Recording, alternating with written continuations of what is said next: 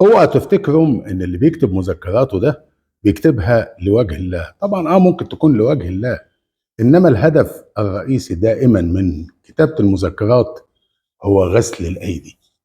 واحد عايز يخرج نفسه من موضوع، او يشرح حاجة، او يدخل معلومة ما كانتش موجودة في الحقيقة. شريف عارف مصر، صفحات يقلبها معكم الكاتب الصحفي شريف عارف. للأسف إن غالبية المذكرات لا يعتمد عليها كأداة للتوثيق، لأنها بيسموها التوثيق المقصود.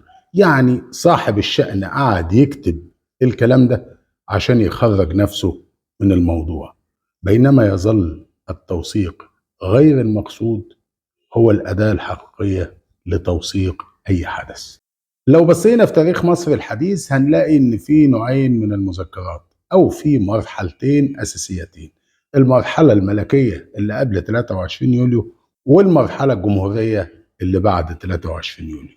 إنما تظل أهم مذكرات ظهرت في مصر قبل 23 يوليو 52 مذكرات لشخصين على وجه التحديد.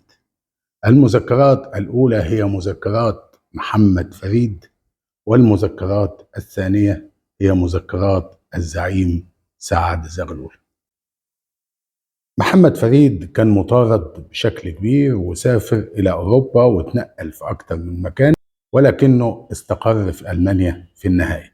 مذكرات محمد فريد كتبها بخط إيده وحطها في صندوق عند واحدة ألمانية كان بيقيم عندها. وبعد ما حس محمد فريد بدنو أجله أرسل وطلب صديق ليه اسمه إسماعيل لبيب.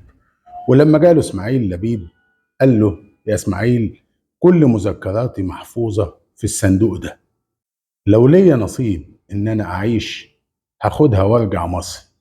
مفيش نصيب إن أنا أعيش، المذكرات دي بالصندوق ده تسفره إلى مصر وتسلمه لعبد الخالق ابني.